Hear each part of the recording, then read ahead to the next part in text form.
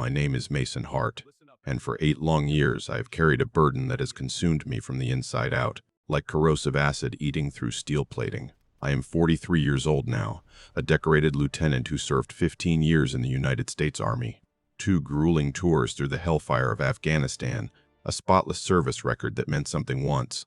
But none of that matters anymore, because in 2016 I witnessed something at Nellis Air Force Base that officially does not exist. What I saw in those Nevada skies changed everything I believed about our government, about technology, about the very fabric of reality itself.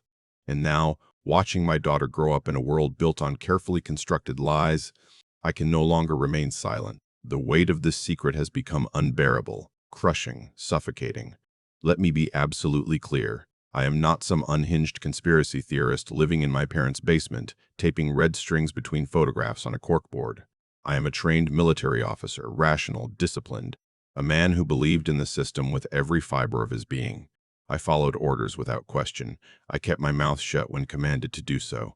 But there comes a point when silence becomes complicity, when loyalty becomes betrayal of a higher truth. When they reassigned me to Nellis in 2015, I thought I'd finally caught a break, a reward after years of brutal combat rotations.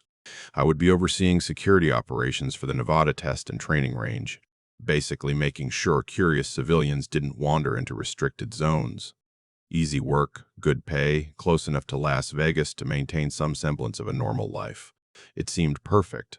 What they conveniently failed to mention during that assignment briefing was that some areas were far more restricted than others, and some things flying over that desolate desert, things cutting through the night sky at impossible speeds, weren't supposed to exist at all. The first 6 months unfolded exactly as I'd expected.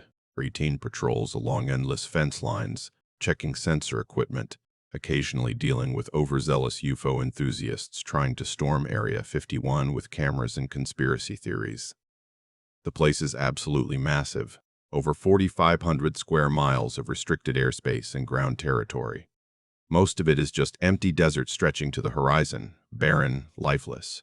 But there are sections, zones within zones, places where even base personnel with security clearance aren't permitted without specific authorization. I didn't have that authorization, not at first. Then, everything changed in March of 2016. I was summoned to Colonel Morrison's office at 0600 hours. The way his secretary looked at me when I walked through that door, her eyes wide with barely concealed anxiety, told me immediately this wasn't routine. Morrison sat rigid behind his desk, his face carved from stone. But he wasn't alone. 2 men stood flanking him, civilian clothes, dark suits that seemed to absorb light, no badges, no insignia, nothing identifying them as anything. Just that unmistakable government look that screams intelligence agency, the kind of men who exist in the shadows between official channels. "Lieutenant Hart," Morrison said, his voice flat and coldly official, stripped of any warmth. "You have been selected for a special assignment. These gentlemen represent a department that does not technically exist, and they require qualified personnel for nighttime security operations in Sector 19. You have exactly 60 seconds to accept or decline this assignment." Decline. This conversation never happened, and your career continues normally. If you accept, everything changes. What is your answer? 60 seconds, not enough time to think rationally, barely enough time to draw breath. I looked at those men in their dark suits and saw something in their eyes that I recognized from Afghanistan. That 1,000-yard stare of people who had witnessed things that kept them awake at night, haunted by images they could never unsee. Whatever this assignment involved, it was real, or dangerous, life-altering, and somehow I knew my answer before I even formed the words. "I accept, sir." Morrison nodded slowly, as if he'd already predicted my response. One of the suits opened a black briefcase with mechanical precision and extracted a tablet computer. "For you begin tonight, 2100 hours. Report to Gate 7 on the northwest perimeter. You will be leading a 3-person team on observation patrols in the restricted zone. Your primary objective is ensuring unauthorized personnel remain outside the perimeter. Your secondary objective," he paused, his eyes boring into mine, "is to observe and report any unusual aerial activity. You will not, under any circumstances, attempt to photograph, record, or interfere with anything you observe in the sky." Is that clear? I wanted desperately to ask what exactly I would be seeing up. There, but the way he delivered those words made it crystal clear that questions would not be answered. "Clear, sir." He handed me the tablet, its screen glowing with classified documents. "Your team assignments and sector maps. Memorize everything. The tablet wipes itself clean in 24 hours. His expression darkened. He spoke. "One more thing, Lieutenant. You will be signing a non-disclosure agreement, unlike anything you have encountered in your military career. Break it, and you don't just lose your career. Your family becomes persons of interest to national security." But they chose their words with surgical precision, ensuring I understood exactly what they meant. My wife, my daughter, everyone I loved would become leverage, insurance against my silence. That night, I reported to Gate 7 as ordered. The location was isolated, far removed from the main base, accessible only by a dirt road that didn't appear on any official map I'd studied. Two figures were already waiting when I arrived, their silhouettes dark against the star-filled sky. Sergeant Riley Cade, a sniper I'd worked with briefly during my Afghanistan deployment. Cool under pressure, observant, the kind of soldier who notices details everyone else misses. His eyes were constantly scanning, processing threats, calculating angles. And Corporal Viga Torres, a communications and radar specialist.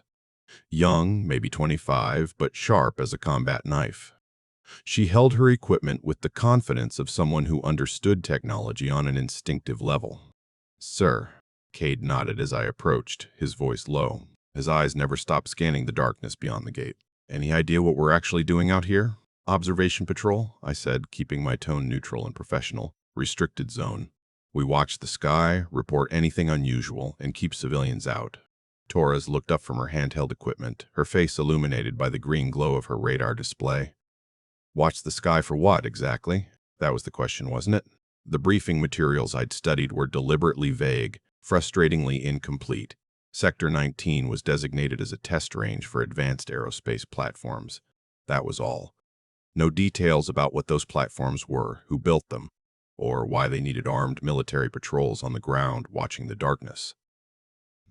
"For whatever they're testing out there," I finally answered. "Let's move." We passed through Gate 7 into absolute suffocating darkness. Morrison smiled sadly, a broken expression on his weathered face. "Then you'll join the very long list of people who tried to expose this secret and wound up either dead or completely discredited. The system protecting this is too big, too entrenched, too powerful. You can't fight it alone. 3 soldiers against the entire military-industrial complex? Those aren't winning odds." "Maybe not," I said, feeling the weight of Torres's thumb drive in my pocket. "But maybe we don't have to fight it directly. Maybe we just need to plant seeds of truth in fertile ground and let them grow on their own. Let the information spread organically until it becomes impossible to suppress."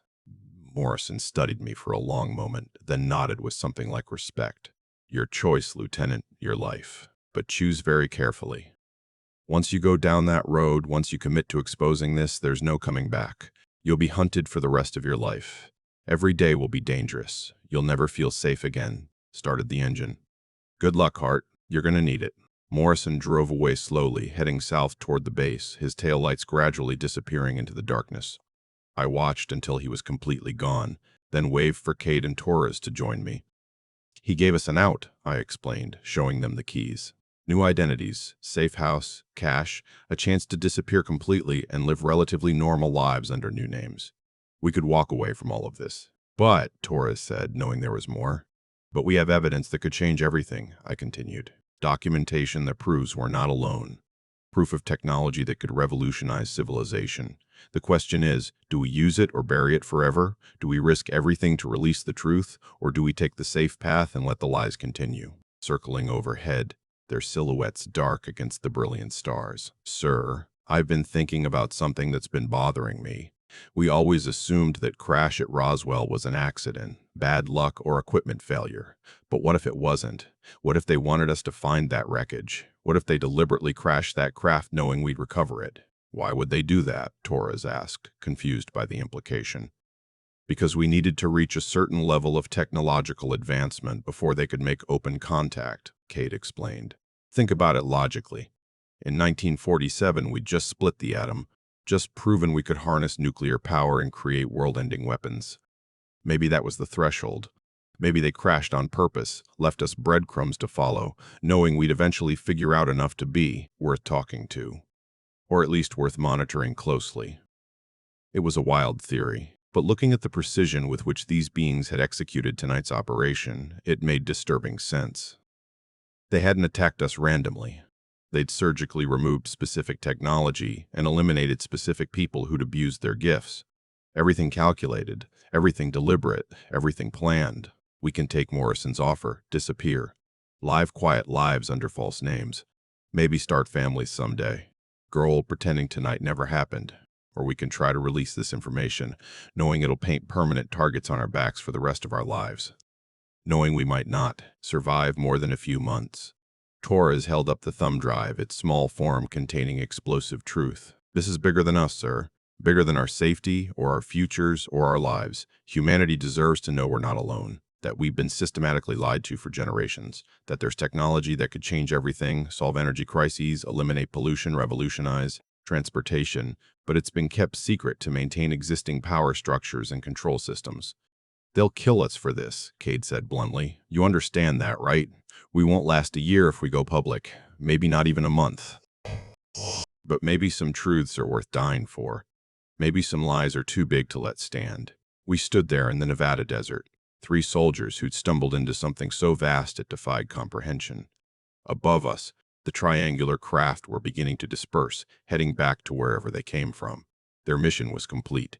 They'd made their point clearly. They'd demonstrated their power and reclaimed what was theirs. They were going to kill us anyway, Torres replied, her voice firm despite the fear I could hear underneath. At least this way, the truth doesn't die with us. At least our deaths will mean something. She was absolutely right. But the weight of what she'd done hit me like a physical force, crushing and undeniable. We weren't just running for our lives anymore. We were carrying evidence that could expose the most carefully guarded secret on Earth, that made us the most dangerous people on the planet, more valuable dead than alive to the people we were running from. Behind us, muffled through the tunnel walls and thick concrete, I heard explosions, deep resonating booms that shook dust from the ceiling and made the walls vibrate. The facility was tearing itself apart, either from internal systems failing catastrophically, or from those beings outside taking back their technology with extreme prejudice. Whatever those entities wanted with their stolen innovations, they were reclaiming them forcefully and without mercy. We crawled through that tunnel for what felt like hours, but was probably only 30 or 40 minutes. The tunnel gradually inclined upward at a steep angle, taking us slowly toward the surface, toward freedom, toward fresh air and open sky. My knees were screaming with pain, abraded raw through my uniform. My back was on fire from the unnatural crouch position. But I kept moving forward relentlessly because stopping meant dying. Stopping meant being found. Stopping meant everything we'd witnessed would be buried forever. There's a door ahead, Torres called back, her flashlight illuminating a heavy metal barrier at the end of the tunnel. It's sealed shut with decades of rust. Give me a minute to work on it. While she worked on the mechanism, I looked back the way we'd come through the oppressive darkness. Through the tunnel behind us, I could see a faint red glow, the emergency lighting from the facility we'd escaped. The air in the tunnel was getting warmer, pushed forward by pressure from below, like a breath from hell itself, forcing us upward and outward. Got it, Torres grunted, yanking the door open with a screech of protesting metal. Fresh night air rushed into the tunnel like salvation, cool and clean and absolutely glorious. We scrambled out into the Nevada desert, emerging from a concrete bunker that was nearly invisible, hidden among rocks and scrub brush and designed specifically to be overlooked. The sky above us was full of lights, dozens of triangular craft circling the area like vultures over a dying animal. Both the TR-3Bs we'd built with stolen technology, and the larger, more advanced original craft that clearly belonged to whoever had crashed at Roswell 70 years ago. As we watched in horrified fascination, 3 of the larger craft descended directly toward where the underground facility must be located. The ground shook with each landing, sending tremors through the desert floor that we could feel through our boots. They're dismantling it, Cade said, his voice flat with shock and exhaustion. Taking back every single piece of technology we stole, erasing all evidence that we ever had it. We need to move, I said urgently. Get as far from here as possible before someone realizes we made it out alive, before they come looking for loose ends. We started walking north, using the stars to navigate like ancient travelers. Without vehicles or supplies or any way to call for help, we were looking at a brutal hike through the desert, probably 20 or 30 miles to reach any kind of civilization. But staying near the facility meant being found, and being found meant disappearing into a black site even more secret than the one we'd just escaped, or more likely simply being eliminated on sight. After an hour of walking through the cold desert night, Torres stopped suddenly, her hand raised for silence. "Sir, listen." I heard it immediately. A vehicle approaching from the south, its engine noise carrying clearly through the still night air. Headlights appeared on the horizon, bouncing over the rough terrain like searching eyes. We dove behind a cluster of rocks and waited, pressing ourselves flat against the cold stone. The vehicle was a Humvee, military markings barely visible in the darkness. It stopped about 50 yards from our position, engine idling. A single figure silhouetted in the red glow of the taillights. In that crimson illumination, I recognized him immediately, Colonel Morrison. "Lieutenant Hart," he called out into the darkness, his voice carrying across the empty desert. "I know you're out here. I tracked your escape route from the observation deck. Please, we need to talk. I'm not here to arrest you." He sounded tired, defeated, broken. Nothing like the commanding officer who'd briefed me months ago with rigid military precision. He sounded like a man who'd seen too much, carried too many secrets, and finally reached his breaking point. "Stay here. If this goes wrong, if he's not alone or this is some kind of ambush, you run north and don't look back. Get that drive somewhere safe. Make sure the truth gets out." I stood up slowly and walked toward Morrison with my hands visible and empty, making no aggressive moves whatsoever. As I got closer, I saw how much he'd aged in just the past few hours.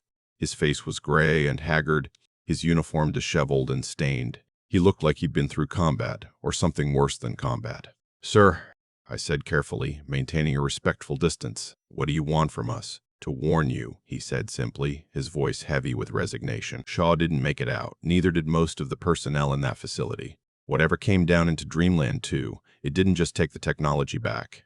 It took everyone who'd worked directly on the program, everyone who knew too much about the origins. Complete personnel elimination." "Not you," I observed. "Are you spared?" "I was at the main Groom Lake facility when it happened, reviewing security reports. They only hit Dreamland 2, surgical strike. No collateral damage to anything except the people and technology directly related to the TR-3B program. Very precise, very deliberate." Looked up at the triangular craft still circling overhead like predatory birds. "What do they want? Why now after 70 years? "I think they're sending a message," Morrison said quietly. "We stole from them, reverse-engineered their technology without permission, used it for military purposes they never intended. And now they're taking it all back and eliminating anyone who could recreate it from memory. Clean slate, complete reset." He paused, looking at me with eyes that had seen too much. "But you three got out, which makes you loose ends, complications, problems that need solving." "So you're here to eliminate us?" I asked directly, preparing to fight or run. "No. Be patient." Rena Sprage. "I'm here to help you disappear. In about 2 hours, this entire incident will be classified at a level above top secret. The official story will be a catastrophic gas leak and fire at a remote testing facility. All casualties will be explained away with plausible cover stories. But you three, if you try to come back to base, if you try to resume your normal lives, you'll be disappeared within 24 hours. Vanished without a trace." "Why are you helping us?" I asked suspiciously. "What's your angle?" He looked at me with exhausted, haunted eyes. "Because I'm tired of the lies, Lieutenant. Bone-deep tired. I've spent 30 years keeping secrets that are eating our species alive from the inside. We made contact with non-human intelligence 70 years ago, actual proof that we're not alone in the universe. And instead of preparing humanity for that reality, instead of gradually introducing the truth, we chose deception. We chose to steal their technology, build weapons from it, and pretend we were still alone in the cosmos. We chose lies over truth." He pulled a set of keys from his pocket and tossed them to me. They landed in my palm with solid weight. "Why, there's a safe house in Rachel, Nevada. Small town full of UFO enthusiasts and conspiracy theorists. Ironically, the safest place for you right now. Nobody pays attention to people talking about aliens there. It's just background noise. The address is in the glove box along with cash and new identity documents. Use them. Disappear completely, And if you're smart, if you value your lives, you'll destroy whatever evidence you took from that facility and never speak of this again. And if we don't, I asked, already knowing we wouldn't destroy that drive. If we decide the truth matters more than our personal safety. This is not good, sir, Cade said, backing away from the railing with instinctive fear. Whatever's happening, we don't want to be in this facility when it goes down. We need to get out, now. He was absolutely right. But as I turned to follow him, I saw Shaw emerge from the stairwell, her face illuminated by emergency lighting. Behind her were 4 soldiers in full tactical gear, weapons drawn and ready. Their posture wasn't defensive, it was aggressive. "Lieutenant Hart," she said, her voice cold and ruthlessly official, "you and your team are not authorized to leave this facility. What you've seen tonight, what you've witnessed, cannot be allowed to spread beyond these walls under any circumstances."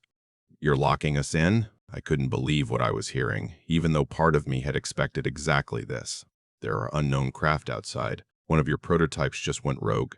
And you're worried about us?" "I'm worried about maintaining the secret," Shaw said with absolute conviction. "That's my job. That's my only job. Your job is to stay here until we determine how much damage has been done and how to contain it." The soldiers moved to block our path down the catwalk. I looked at Cade, saw the same calculation running through his mind that was running through mine. We were outnumbered, outgunned, and deep underground in a facility that was potentially under attack by technology we didn't understand. Our options were extremely limited. Outside, through the hangar entrance, the sky was filling with more triangular craft. The ones I was certain weren't ours. The original technology were descending slowly toward the base. And as they came lower, I realized with mounting horror what was about to happen. They weren't attacking in any conventional sense. They were landing, coming down to reclaim what we'd stolen 70 years ago, coming to take back their technology and eliminate anyone who knew too much about where it came from.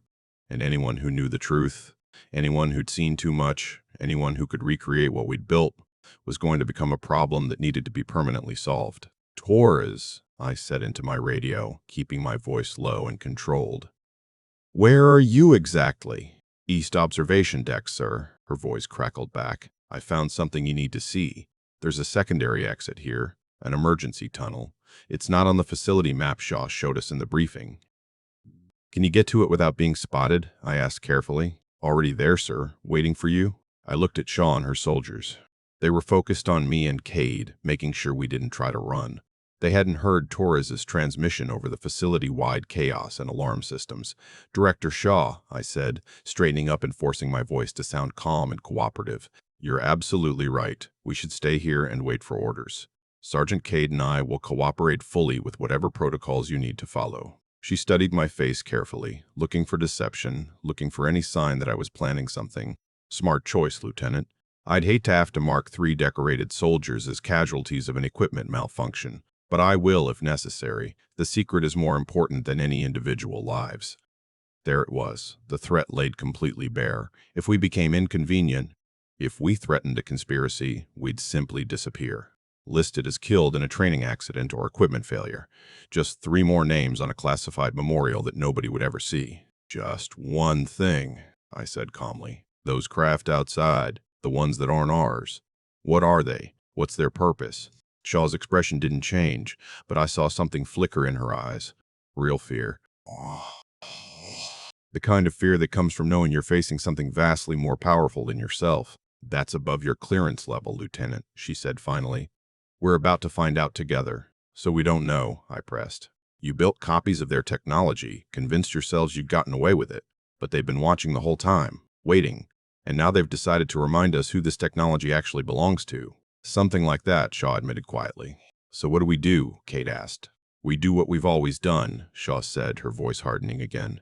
"We try to survive, and we keep the secret, even if it kills us, even if it kills all of us." Through the hangar entrance, the first of the unknown craft touched down on the desert floor outside. As it settled, a door opened in its side, a seamless opening that simply appeared in the hull without any visible mechanism. And something emerged, something that walked on 2 legs but wasn't quite human. And in that moment, I understood that everything we'd been told about Roswell, about reverse engineering, about being alone in the universe, was about to be proven catastrophically, undeniably wrong. I didn't wait to see what came out of that craft. "Cade, move. Now." We bolted toward the east observation deck. Shaw's shouts echoing behind us. The soldiers started to pursue, but then something happened that stopped everyone in their tracks. Every TR-3B in the hangar, all 12 of them, activated simultaneously. Their running lights blazed to life with blinding intensity, and that subsonic hum became a roar that shook the entire facility. The ground beneath our feet trembled. Dust and debris rained down from the ceiling structure. They're reclaiming every piece of their technology. We reached the east observation deck and found Torres waiting by what looked like a standard wall panel. She'd already pried it open, revealing a narrow maintenance tunnel that sloped upward into darkness, an escape route from the Cold War era, built in the 1960s and apparently forgotten by everyone except whoever maintained the old facility records. "Emergency escape route," she said breathlessly, pulling out a flashlight. "Built during the Cold War according to the maintenance logs I hacked. It hasn't been used in 40 years. Might be our only way out that doesn't involve going through Shaw's soldiers or those things outside." "Might be?" I asked, already knowing the answer. "Sir, the exit is 3 miles from here through a tunnel that hasn't been maintained in decades. I have no idea what condition it's in, but staying here is definitely death, so I'm taking my chances with might be. Might be prom the round tiles were. Might be." Their pursuit relentless despite the chaos erupting around them. Behind them I could hear screaming, not human screaming, but the tortured sound of metal being torn apart, as something went catastrophically wrong in the main hangar. The facility's alarm system had evolved from a steady blare to a pulsing shriek that meant total system failure, complete evacuation, abandon all protocols. "Go," I ordered, pushing Torres into the tunnel entrance. "Move fast." Cade followed immediately, and I squeezed in after them, pulling the panel shut behind us with a metallic clang. The tunnel was barely wide enough for one person to move through in a crouch, claustrophobic and suffocating. The air was stale and thick with dust that had been settling undisturbed for decades, coating every surface. Our flashlights created bouncing shadows on the concrete walls, making everything feel even more oppressive, like the tunnel was closing in around us. "Sir," Torres called back from the front, her voice echoing strangely in the confined space, "I need you to know something." Before we left the observation deck, I downloaded files from their system. Everything about the TR-3B program, the Roswell incident, the cover-ups, decades of classified documents. It's all on this drive. She held up a small thumb drive in the dim light of her flashlight. That little piece of plastic looked both insignificant and impossibly important simultaneously. It contained evidence that could expose the biggest secret in human history, proof that would shatter the carefully constructed lies, documentation that would change everything. "That's treason," Cade said quietly from between us. "They'll hunt us for the rest of our lives for that. We'll never be safe, never be able to stop running." I understood exactly what Cade meant, felt it in my bones. I'd been feeling that same fracture growing inside me for months. The disconnect between what I knew and what I could say, the widening chasm between reality and the acceptable lies. It was like living 2 separate lives simultaneously, and neither one felt real anymore. "We don't have a choice, Riley," I said quietly, though the words tasted like ash in my mouth. "We signed up for this when we accepted the assignment. We took the oath. We agreed to protect secrets that needed protecting. But we didn't know what we were signing up for," Cade shot back, his voice rising with frustration. "They deliberately kept us in the dark until it was too late to back out. That's not informed consent. That's entrapment." Shaw cleared her throat, drawing our attention back to her cold, analytical face. "Sergeant, I understand your frustration. Truly, I do. But consider this carefully. Knowledge is a weapon, perhaps the most powerful weapon that exists. We've armed you with information that could destabilize the entire world.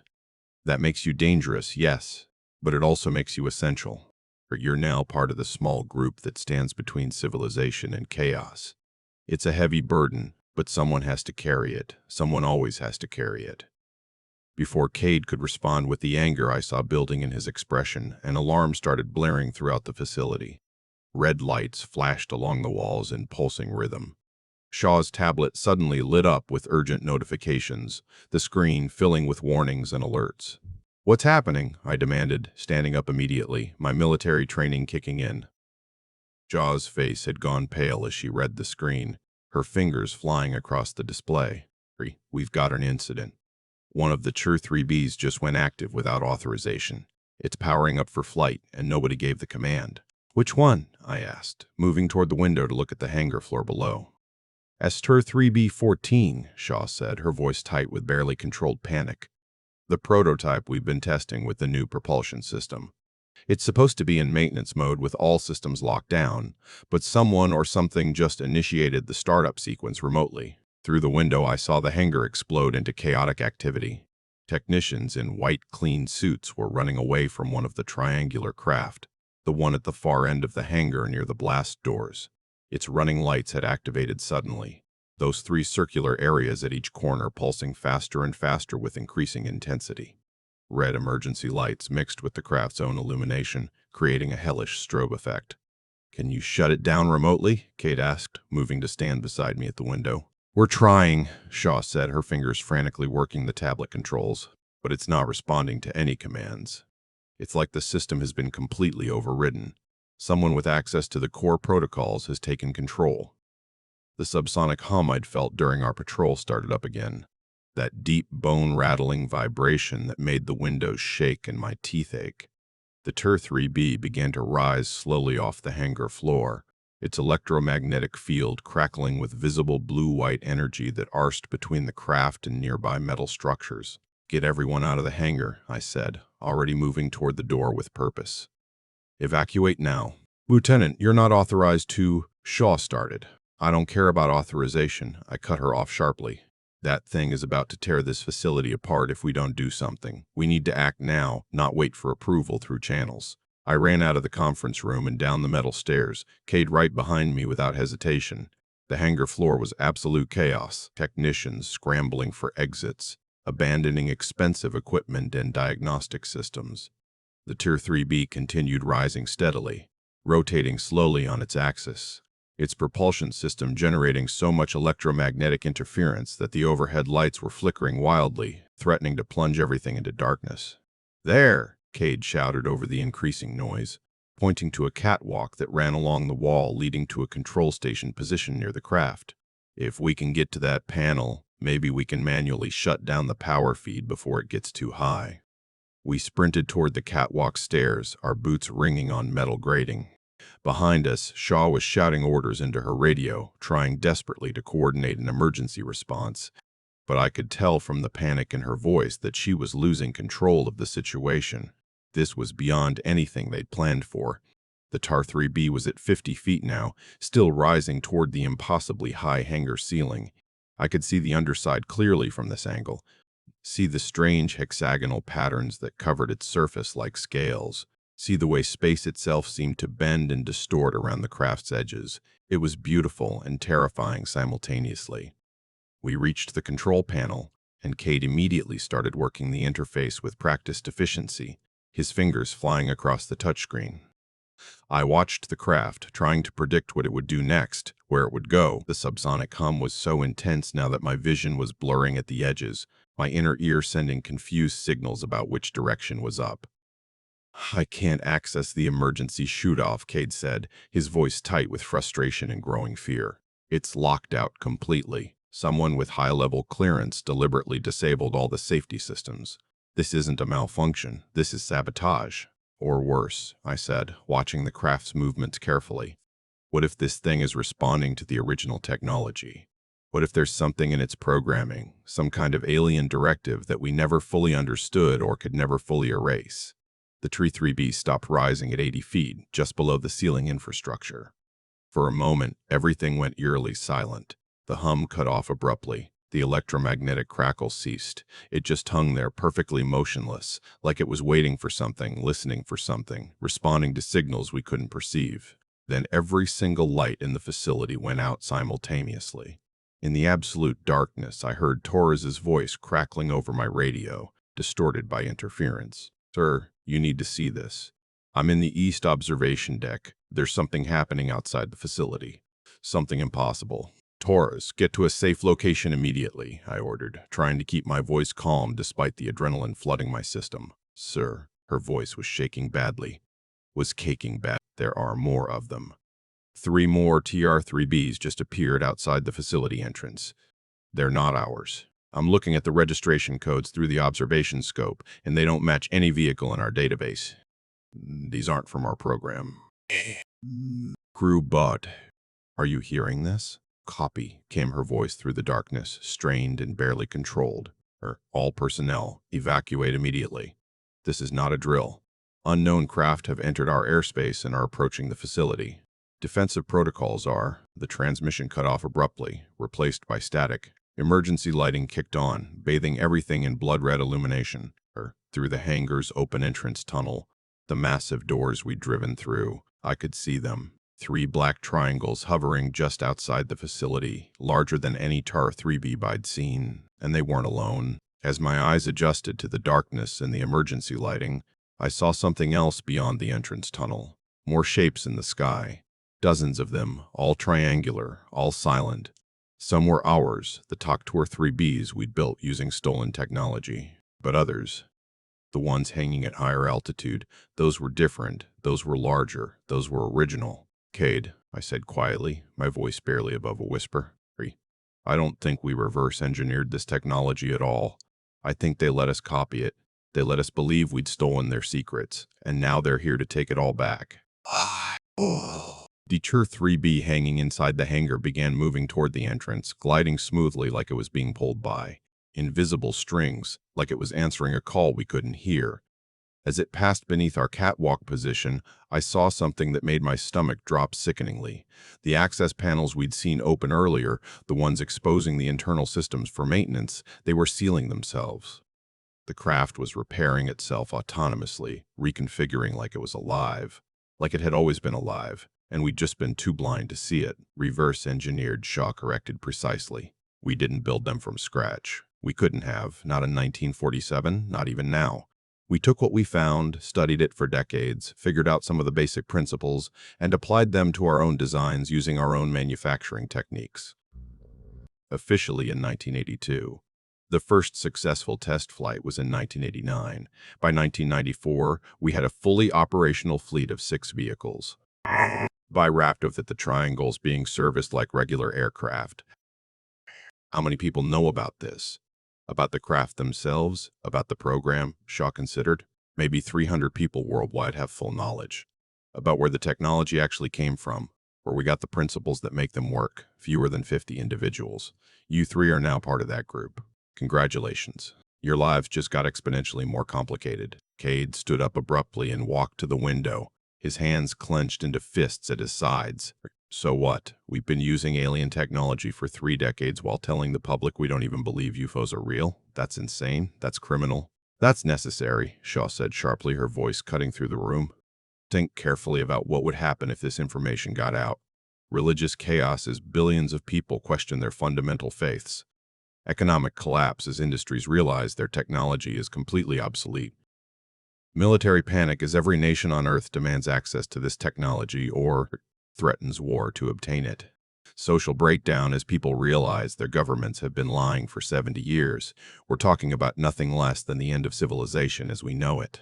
Or, I said carefully, choosing my words with precision, people might handle the truth better than you. Think. Maybe humanity is stronger than you're giving us credit for. Shaw's laugh was bitter and cold. Or you want to test that theory, Lieutenant? Fine. Go tell your wife tonight that aliens are real, that the government's been lying for 7 decades, and that we've got technology that makes nuclear weapons look like firecrackers. See how well she sleeps after that conversation. See how your marriage survives that revelation. She had a point, and I hated that she had a point. I'd been dealing with this knowledge for only 6 months, and it was already eating at me like acid, corroding my sense of reality, making me question everything. How would regular people, people with no military training or security clearance, handle this revelation? How would society function when the fundamental lie was exposed? Let me show you something else, Shaw said, pulling out another folder from the stack. Recovery. These are incident reports from the past 20 years. Every time one of our TR-3Bs has been seen by unauthorized civilian personnel, every time someone managed to get a photograph or video, every time a commercial pilot reported a close encounter, every single incident that threatened to expose the program. The folder was thick, hundreds of pages of reports, testimonies, and containment protocols. We've had 237 confirmed sightings by unauthorized personnel, Shaw continued, flipping through the documents. Each one had to be carefully managed. witnesses discredited through character assassination, evidence confiscated or destroyed, cover stories created and disseminated through media channels. It's a full-time job keeping this secret contained, and it's getting harder every single year, Torres asked, her analytical mind cutting to the core question. Why is it getting harder? Because the technology is advancing faster than we can control it, Shaw admitted, and I heard something in her voice I hadn't heard before, concern, maybe even fear. The original TR-3B could barely hover stably. Now we've got versions that can reach orbit, that can travel at Mach 30, that can generate enough power to run a small city for a month. And the more advanced they become, the more frequently they need to be tested, which means more flights, more sightings, more close calls with exposure. She pulled out a tablet and brought up video footage, night vision camera showing one of the triangles performing those impossible maneuvers over the desert. This was filmed last month by a group of UFO hunters camping illegally in the restricted zone. They posted it online. It got 2 million views in 48 hours before we could take it down and scrub it from major platforms. We managed to discredit it as CG, claimed it was viral marketing for a movie, but it was close. Too close. So, what's the endgame? I asked, voicing the question that had been building in my mind. You can't keep this secret forever. Eventually something's going to slip through that you can't cover up. Eventually the truth will come out. Vlasti, truth. That's why you're here, Lieutenant. We need people we can trust on the ground, people who understand what's at stake. Your job isn't just observation anymore. You're going to help us manage incidents when they happen, contain leaks before they spread. Make sure this secret stays buried for as long as humanly possible, maybe even longer. And if we refuse, Kate asked, his voice cold and hard. You won't refuse, Shaw said with absolute certainty. Because now that you know the truth, you understand why it has to stay hidden. You've seen what these craft can do. Imagine if that technology fell into the wrong hands. Imagine if terrorists got access to propulsion systems that make conventional weapons obsolete. Imagine if hostile nations obtained the ability to reach any point on Earth in under an hour. The balance of power that's kept the world relatively stable for 70 years would collapse overnight. Billions could die in the wars that followed. She was right, and I hated that she was right with every fiber of my being. This secret was too big, too dangerous to reveal carelessly. But it was also too big to keep carrying. I could feel the weight of it pressing down on me, heavier than anything I'd experienced in combat, heavier than any burden I'd ever carried. I need air, Torres said suddenly, standing up with her chair scraping loudly against the floor. This is too much. I need to think clearly. Shaw nodded, her expression softening slightly. Take a walk. Clear your head. Just stay in the authorized sections marked with green lighting. There are things down here you're still not cleared to see, things that would make what you've learned tonight seem simple by comparison. Torres left the room quickly, her footsteps echoing on the metal stairs. Cade and I exchanged looks across the table. We'd been through war together, watched friends die, made impossible decisions under fire that haunted us still. But this was fundamentally different. This was a burden that wouldn't end when we rotated home or finished our deployment. This was forever. This changed everything about how we saw reality. Sir, Cade said quietly, using the formal address that meant he wanted to speak freely as a soldier, not just as my friend. Permission to speak freely? Always, Riley, always. I don't think I can do this. His voice was strained, barely controlled. Keep lying to everyone I know. Pretend the world is normal when I know it's not. That's going to break me eventually. That's going to destroy who I am. One of the triangles began to move, but not like any aircraft I'd ever seen in 15 years of military service. It slid sideways, perpendicular to its orientation without banking or turning. Just moved laterally like it was on invisible rails, completely disconnected from aerodynamic principles. Then it shot straight up, accelerating so impossibly fast it was just a blur against the stars. Within 2 seconds, maybe less, it was completely gone from sight, just vanished into the upper atmosphere. The other two followed in sequence, performing the same impossible maneuver with machine precision. One moment they were there, massive and solid and real. The next, they were just streaks heading towards space, leaving us standing in shocked silence on the desert floor. We should not have seen that, Torres whispered, her face pale even in the darkness. That wasn't a test flight, sir. That was a demonstration of capability. Someone wanted to show off what these things can do. Someone wanted witnesses. She was absolutely right. And as I watched the spot where the craft had disappeared, I realized something that made my blood run cold. This wasn't about national security or keeping secrets from foreign powers. This was about keeping secrets from us, from American citizens, from taxpayers who unknowingly funded whatever black budget program had built these impossible machines. We drove back to base in complete silence, each of us processing what we'd witnessed. Technology that violated known physics, craft that could move in ways that should be impossible according to everything we'd been taught. All of it hidden away in the Nevada desert while the world was confidently told such things didn't exist, had never existed, could never exist. When we arrived back at Gate 7, those same two suits were waiting for us, along with Colonel Morrison and someone new. A woman in a dark suit who looked at us like we were problems that needed to be solved, complications in an otherwise smooth operation. "Lieutenant Hart," she said, her voice cold and precisely measured. "You and your team have been granted a temporary upgrade in security clearance. You're going to learn some things tonight that very few people know, things that will fundamentally change how you see reality. And after you learn them, you'll understand exactly why these secrets must be kept at any cost." She gestured toward a black SUV with tinted windows idling nearby. "Get in! We're going to the place that officially doesn't exist. We're going to Area 51. The drive to Area 51 took 45 endless minutes down roads that didn't exist on any map. Roads that weren't marked on GPS systems. Roads that officially had never been built. No signs, no markers, no evidence of civilization. Just endless desert illuminated by our headlights, cutting through absolute darkness like knives through black fabric. The woman in the front seat, the one who'd introduced herself as Director Shaw, hadn't spoken since we left Gate 7. She just stared straight ahead, her face reflected in the window like a ghost, her expression completely unreadable. Whatever was waiting for us at our destination, she'd seen it before. Stepping into something we could never step back from.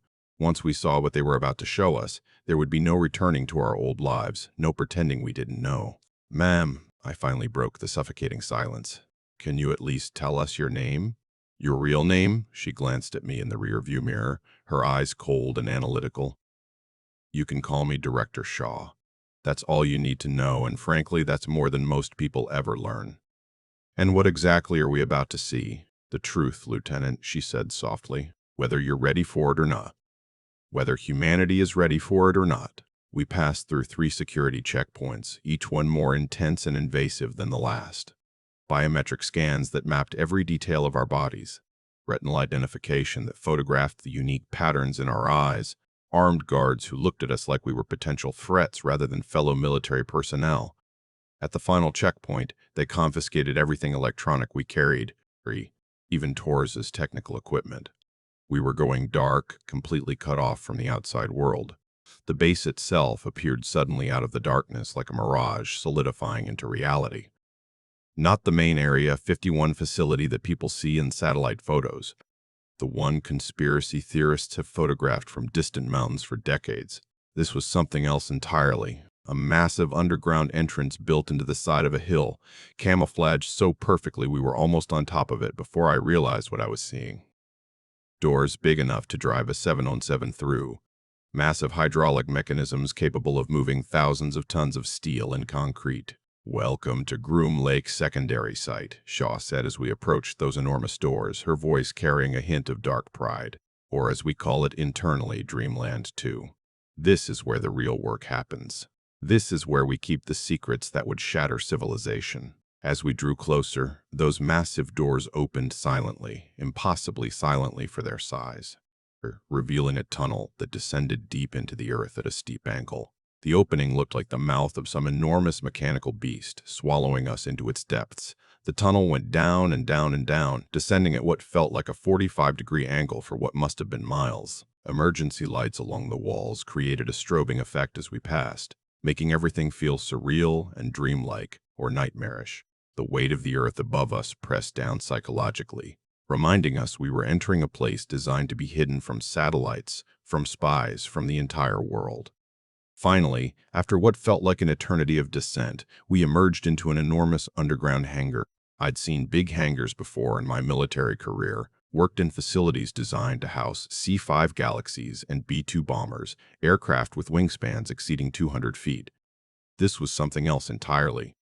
The space was so vast I couldn't see the far wall. just darkness extending beyond the reach of the overhead lights, disappearing into shadows that could hide anything. And in that darkness I could make out shapes, massive shapes, triangular shapes, dozens of them. "Holy shit!" Cade whispered beside me, his voice barely audible. We parked near a prefabricated office building, one of several scattered around the hangar floor like small islands in an ocean of classified technology. Shaw led us inside and up a metal staircase to a conference room with windows overlooking the hangar floor.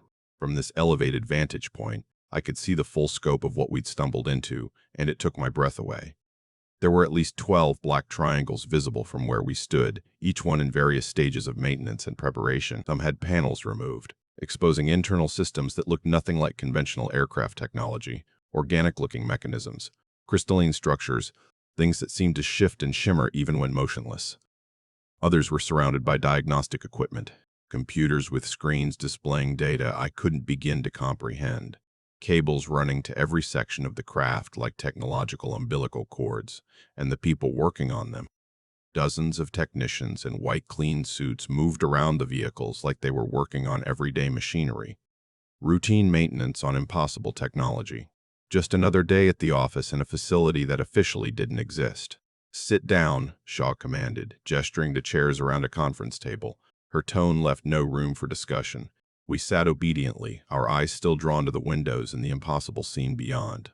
On the table was a thick folder marked with classification stamps I'd never seen before in 15 years of military service, clearance levels that officially didn't exist, security designations that went beyond top secret into realms that had no names.